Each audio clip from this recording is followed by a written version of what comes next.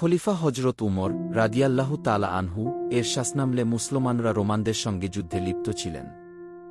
সেই যুদ্ধে হজরত আবদুল্লাহ ইবনে হুজাফা রাদিয়াল্লাহু তাআলা আনহু বন্দী হন এবং তাকে রোমের বাদশাহ কেসারের দরবারে পেশ করা হয়। রোমান সম্রাট কেসার বুঝতে পারলেন যে এই সাহাবী একজন বড় মাপের সাহসী মানুষ। তাই তিনি বললেন, তুমি যদি খ্রিস্ট ধর্ম গ্রহণ করো তাহলে আমি তোমাকে মুক্তি দেব, এমনকি তোমাকে আমার সেনাপতি পর্যন্ত বানাব। সাহাবী জবাব দিলেন, আল্লাহর কসম, যদি তুমি আমাকে সবকিছু দাও যা সূর্য উদিত করে, তবুও আমি হজরত মুহাম্মদ সাল্লাল্লাহু আলাইহি ওয়াসাল্লামের এর দিন ছেড়ে তোমার ধর্ম গ্রহণ করব না। কেসার রেগে গেল। তার সৈন্যদের বলল, এই মুসলমানের ঈমান ভাঙতে হবে। সাহাবীকে জ্বলন্ত তেল ভর্তি ড্রামে ফেলার হুমকি দিল।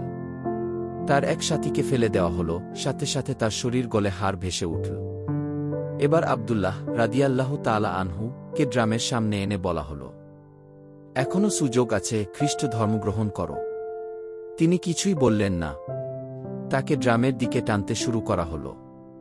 ঠিক তখন তিনি কাঁদতে লাগলেন।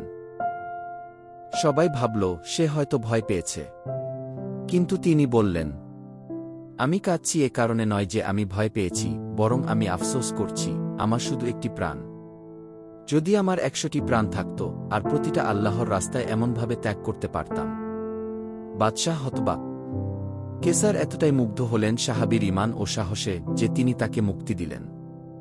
এমনকি বললেন, তুমি যদি আমার কপালে একটি চুমু দাও, আমি সব মুসলিম বন্দীদের মুক্ত করে দেব। হজরত আবদুল্লাহ রাদিয়াল্লাহু তাআলা আনহু কিছু সময় চিন্তা করে উম্মাহর কল্যাণের জন্য রাজি হলেন। তিনি বাদশাহর কপালে চুমু দিলেন। ফলে অনেক মুসলিম বন্দী মুক্তি পেল। উমর রাদিয়াল্লাহু তাআলা আনহু এর প্রতিক্রিয়া। যখন সাহাবী ফিরে এলেন, হজরত উমর রাদিয়াল্লাহু তাআলা আনহু মিম্বারে উঠে বললেন, এই আবদুল্লাহর চুমু উম্মাহকে বাঁচিয়েছে। প্রত্যেক মুসলিমের উচিত তার কপালে চুমু দেওয়া।